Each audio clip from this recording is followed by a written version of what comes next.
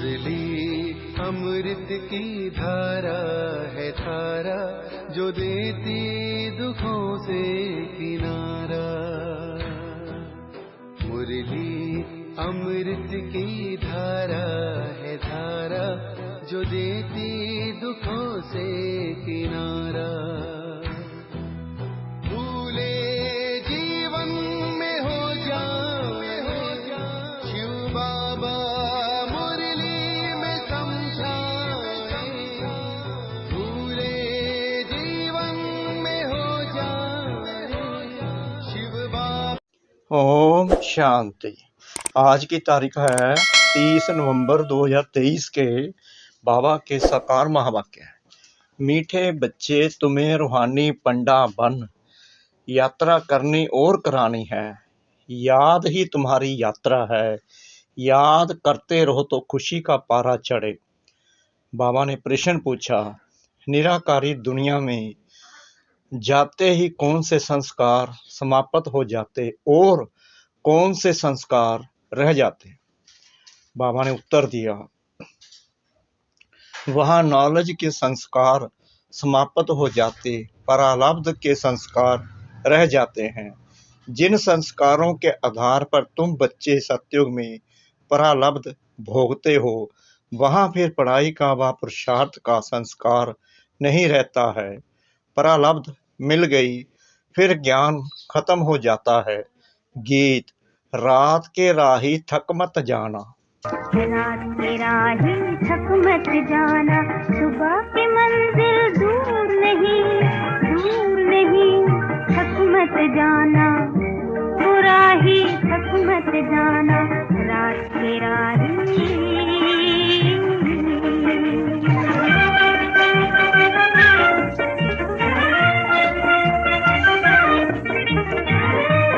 ओम शांति। यहाँ समुख शिव भगवानुवाच है। गीता में दिखाते हैं श्री कृष्ण भगवानुवाच, परंतु श्री कृष्ण तो उस नाम रूप से समुख हो न सके। यह तो समुख कहते हैं निराकार भगवानुवाच। श्री कृष्ण वाच कहे तो वह साकार हो जाता है। जो भी वेद शास्त्र आदि सुनाते हैं वह ऐसे नहीं कहेंगे कि भगवानुवाच, क्योंकि वह साधु संत महात्मा आदि सब साकार में बैठे हैं और फिर बाप कहते हैं, हे रूहानी राही। रूहानी बाप जरूर रूहों को ही कहेंगे कि बच्चे थक मत जाना। यात्रा पर कई थक जाते हैं तो फिर वापिस आ जाते हैं। वह है जिस्मानी यात्रा। भिन्न भिन्न मंदिरों में जिस्मानी तीर्थ यात्रा करने जाते हैं। कोई शिव के मंदिर में जाते हैं, वहाँ सब जिस्मानी चित्तर रखे हैं भक्ति मार्ग के। यह तो सप्रेम रूप परम पिता परमात्मा आत्माओं को कहते हैं कि हे बच्चे, अब मुझ एक के साथ बुद्धि का योग लगाओ और ज्ञान भी देते हैं। तीर्थों पर जाते हैं तो वहाँ भी ब्राह्मण लोग बैठे हैं, कथा कीर्तन करते हैं। तुम्हारी तो एक ही सत्यनारायण की कथा है, नर से नारायण बनने की। तुम जानते हो, पहले स्वीट होम में जाएंगे, फिर विष्णुपुरी में आएंगे। इस समय तुम हो ब्रह्मापुरी में। इसको पियर घर कहा जाता है। तुमको जेवर आदि कुछ नहीं है, क्योंकि तुम पियर घर में हो। तुम जानते हो ससुर घर में हमको अपार सुख मिलने हैं। यहाँ कलयुगी ससुर घर में तो अपार दुख हैं। तुमको तो जाना है उस पार सुखधाम में। यहाँ से ट्रांसफर होना है। बाप सभी को नैनों पर बिठाकर ले जाते हैं। दिखाते हैं ना, श्री कृष्ण का बाप उनको टोकरी में बिठाकर उस पार ले गया। तो यह बेहद का बाप तुम बच्चों को उस पार ससुर घर ले जाते हैं।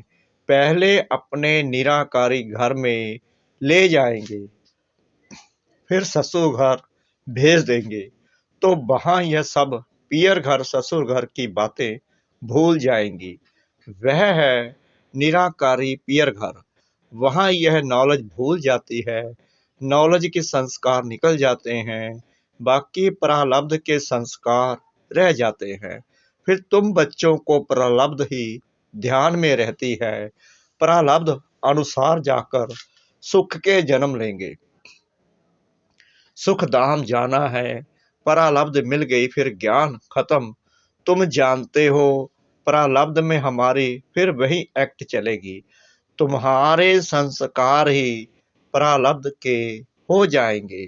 अभी पुरुषार्थ के संस्कार ऐसे नहीं कि पुरुषार्थ और प्रारब्ध दोनों संस्कार वहां रहेंगे, नहीं, वहां यह ज्ञान नहीं रहता। तो यह तुम्हारी रूहानी यात्रा है, तुम्हारा चीफ पंडा है बाप। यूं तो तुम भी रूहानी पंडे बन जाते हो, सबको साथ में ले जाते हो। वह है जिस्मानी पंडे, तुम हो रूहानी पंडे। वह लोग अमरनाथ पर बड़े धूमधाम से जाते हैं, झुंड के झुंड खास अमरनाथ पर बहुत धूमधाम से जाते हैं। बाबा ने देखा है कितने साधु संत बाजे गाजे ले जाते हैं, साथ में डॉक्टर आदि भी ले जाते हैं, क्योंकि ठंडी का समय होता है, कहीं बीमार पड़ जाते हैं। तुम्हारी यात्रा तो बहुत सहज है। बाप कहते हैं याद में रहना ही तुम्हारी यात्रा है, याद मुख्य है।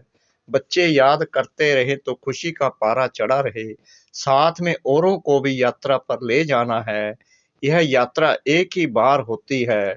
वह जिस्मानी यात्राएं तो भक्ति मार्ग से शुरू होती हैं, वह भी कोई शुरुआत में नहीं होती। ऐसे नहीं कि फट से मंदिर चित्तर आदि बन जाते हैं, वह तो आहिस्ते आहिस्ते बाद में बनते जाते हैं। पहले पहले शिव का मंदिर बनेगा, वह भी पहले घर में सोमनाथ का मंदिर बनाते हैं, तो फिर कहाँ जाने की दरकार नहीं रहती। यह मंदिर आदि बाद में बनते हैं, समय लगता है। आहिस्ते आहिस्ते नए शास्त्र, नए चित्तर, नए मंदिर आदि बनते रहते, टाइम लगता है, क्योंकि पढ़ने वाले भी चाहिए ना। मठ आदि जब वृद्धि को पाएंगे फिर विचार होगा शास्त्र बनाएं। तो इतने तीर्थ स्थान बने, मंदिर बने, चित्तर बने, टाइम लगता है ना। बल कहाँ जाता है कि भक्ति मार्ग द्वापर से शुरू होता है, परंतु टाइम तो लगता है ना। फिर कलाएं कमती होती जाएंगी, पहले अभय विचारी भक्ति फिर भय विचारी भक्ति हो जाती है। यह सब बातें अच्छी रीति चित्रों पर सिद्ध कर बताई जाती हैं। समझाने वालों की बुद्धि में यही चलता रहेगा कि ऐसे ऐसे चित्र बनाए, यह समझाएं, सबकी बुद्धि में नहीं चलेगा। नंबर वार है ना, कोई की बुद्धि बिल्कुल चलती नहीं, वह फिर पद भी ऐसे पाएंगे, मालूम पड़ जाता है ये क्या बनेंगे। जितना आगे चलेंगे तुम समझते जाएंगे। जब लड़ाई आदि लगेगी फिर प्रैक्टिकल देख लेंगे, फिर बहुत पछताएंगे। उस समय पढ़ाई तो हो ना सके, लड़ाई के समय त्राही त्राही होती रहेगी, सुन नहीं सकेंगे, पता नहीं क्या हो जाएगा। पार्टीशन हुआ तो क्या हो गया, देखा ना। यह विनाश का समय बहुत कड़ा है। हाँ, बाकी साक्षात्कार आदि बहुत होंगे, जिससे जान जाएंगे कि यह कितना बड़ा है। बहुत पछताएंगे भी और साक्षात्कार होंगे। देखो तुमने पढ़ाई छोड़ दी तब यह हाल हुआ है। धर्मराज साक्षात्कार कराने सिवाय सजाएं कैसे देंगे। सब साक्षात्कार कराएंगे, फिर उस समय कर कुछ नहीं सकेंगे। कहेंगे हाय तकदीर, तदबीर का समय तो गया। तो बाप कहते हैं क्यों नहीं, अभी पुरुषार्थ करते हो, सर्विस से ही दिल पर चढ़ेंगे। बाप कहेंगे ये बच्चे अच्छी सर्विस करते हैं, मिलिट्री का कोई मरता है तो उनके मित्र संबंधियों आदि को भी इनाम देते हैं। यहाँ तुमको इनाम देने वाला है बेहद का बाप। बाप से भविष्य 21 जन्मों के लिए इनाम मिलता है। यह तो हरेक को अपने दिल पर हाथ रख पूछना है कि मैं कितना पढ़ता हूँ, धारणा नहीं होती तो गोया तकदीर में नहीं है।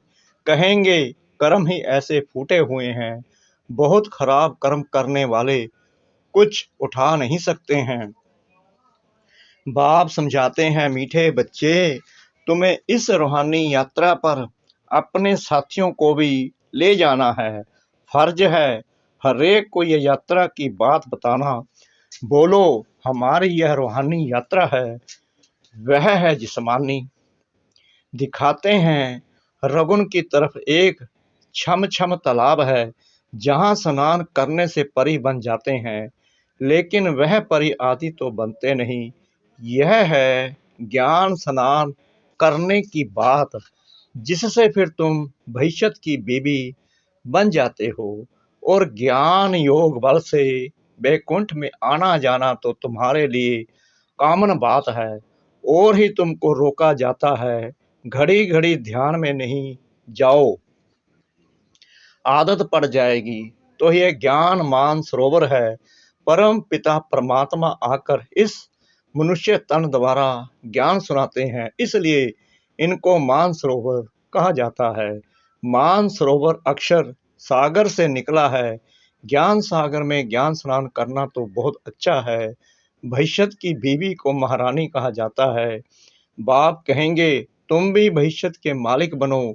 बच्चों पर लब रहता है, हरेक पर रहम पड़ता है, साधुओं पर भी रहम आता है। यह तो गीता में लिखा हुआ है कि साधुओं का भी उद्धार करते हैं। उद्धार होता है ज्ञान योग से। तुम बच्चों में समझाने की बड़ी फुर्ती चाहिए। बोलो, तुम और तो सब जानते हो, लेकिन छाछ जानते हो, बाकी मक्खन खिलाने वाले को तुम जानते ही नहीं हो। बाप कितना अच्छी रीति समझाते हैं, परंतु किसकी बुद्धि में भी बैठे ना। बाप को जानने से मनुष्य हीरे जैसा बनते हैं, ना जानने से मनुष्य कोड़ी मिसल बिल्कुल पतित हैं।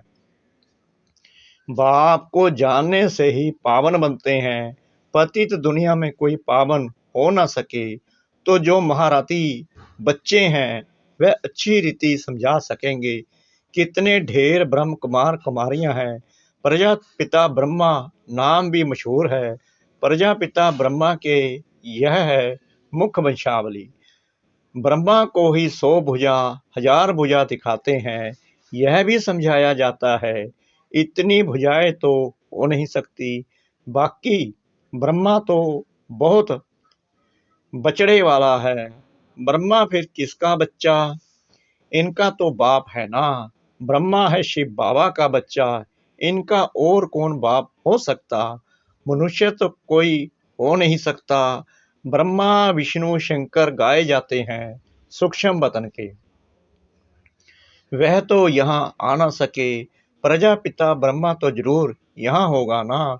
सूक्ष्म वतन में तो प्रजा नहीं रचेंगे, तो परम पिता परमात्मा आकर इस ब्रह्मा मुख द्वारा शक्ति सेना रचते हैं। पहले पहले परिचय देना है, हम ब्रह्मा मुख वंशावली हैं, तुम भी ब्रह्मा के बच्चे हो ना। प्रजापिता ब्रह्मा है सबका बाप, फिर उनसे और बिरादरियां निकलती हैं, नाम बदलते जाते हैं। अब तुम ब्राह्मण हो। प्रैक्टिकल में देखो, प्रजापिता ब्रह्मा की कितनी औलाद है। जरूर औलाद को वर्षा मिलता होगा। ब्रह्मा के पास तो कोई प्रॉपर्टी है नहीं, प्रॉपर्टी है शिव बाबा के पास। ब्रह्मा वलद शिव, बेहद के बाप से ही वर्षा मिलता है। ब्रह्मा द्वारा शिव बाबा बैठ पढ़ाते हैं, हमको दादे का वर्षा मिलता है। बाबा समझाते तो बहुत हैं, परंतु योग नहीं, कायदे पर नहीं चलते तो बाप भी क्या करे। बाप कहते हैं इनकी तकदीर अगर बाबा से पूछे तो बाबा बता सकते हैं। इस हालत में तुम्हारा क्या पद होगा। दिल भी गवाही देता है, मैं कितनी सर्विस करता हूँ, श्रीमत पर कहाँ तक चलता हूँ। श्रीमत कहती है मन मना भव। सबको बाप और बरसे का परिचय देते रहते हैं, ढिंढोरा भी पीटते रहते हैं, बाबा इशारा देते रहते हैं। तुम्हें गवर्नमेंट को भी समझाना है, जो वह भी समझे। बरोबर भारत की ताकत ही चली गई है। परमपिता परमात्मा सर्वशक्तिमान से योग ही नहीं है। इनसे तुम योग लगाते हो तो एकदम विश्व के मालिक बनते हो। माया पर भी तुम जीत पहनते हो। गृहस्थ व्यवहार में रहते माया पर जीत पानी है। हमारा मददगार बाप है, कितना समझाया जाता है। धारणा करनी चाहिए, बाबा ने समझाया है। धन दिए धन ना खूटे, सर्विस करेंगे तब बाबा के दिल पर चढ़ सकेंगे, नहीं तो इम्पॉसिबल है। इसका मतलब यह नहीं कि बाबा प्यार नहीं करते। बाबा प्यार सर्विसबुल को करेंगे। मेहनत करनी चाहिए, सबको यात्रा लायक बनाते हैं। मन मना भव, यह है रूहानी यात्रा। मुझे याद करो तो तुम मेरे पास पहुंच जाएंगे। शिवपुरी में आकर फिर विष्णुपुरी में चले जाएंगे।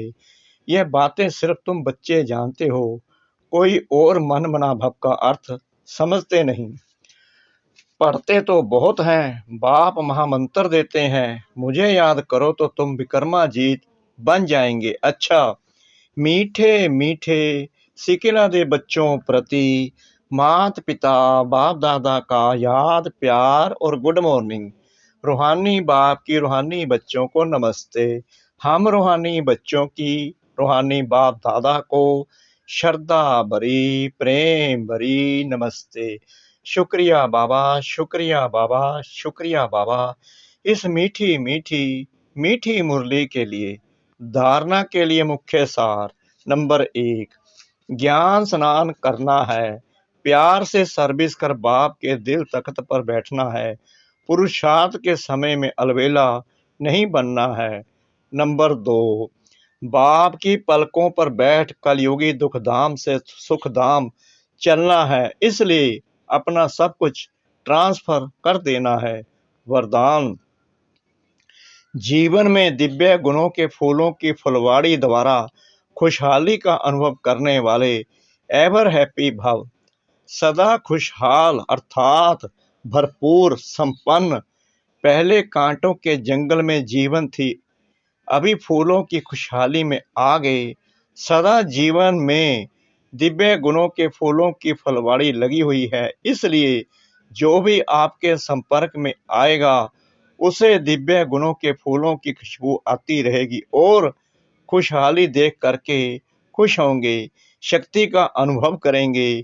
खुशहाली औरों को भी शक्तिशाली बनाती और खुशी में लाती है। इसलिए आप कहते हो कि हम एवर हैप्पी हैं। स्लोगन, मास्टर सर्वशक्तिमान वह है जो माया के बुदबुदों से डरने की बजाय उनसे खेलने वाले हैं। मास्टर सर्वशक्तिमान वह है जो माया के बुदबुदों से डरने की बजाय उनसे खेलने वाले हैं। ओम शांति।